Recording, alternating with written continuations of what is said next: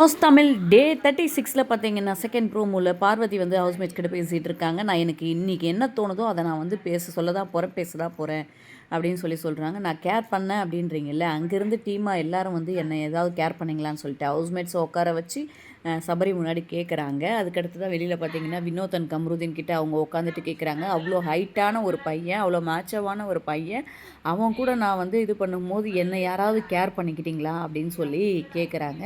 அவங்களுக்கு அந்த டாஸ்கில் தான் விழுந்து கண்ணில் அடிபட்டிருக்குன்னு நினைக்கிறேன். நல்லா ஸ்வெல்லிங் தெரியுது பார்வதிக்கு. ஆனாலும் இன்னும் கேப்டன் யார் அப்படின்றத வந்து ரிவீல் பண்ணலை. உடனே வந்து எல்லாரும் வந்து குரூப்பாக சேர்ந்துட்டு டிஸ்குவாலிஃபைன்னு மட்டும் சொன்னீங்களே, அடிபட்டு விழுந்திருந்தனே யாராவது கேர் பண்ணிங்களான்னு கேட்குறாங்க.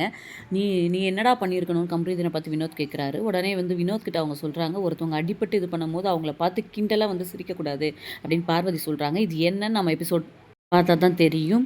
இந்த மாதிரி அடுத்தடுத்த அப்டேட்ஸ்க்கு நம்ம சேனலை சப்ஸ்கிரைப் பண்ணிவிட்டு இந்த வீடியோவுக்கு லைக் பண்ணுங்கள். தேங்க்யூ.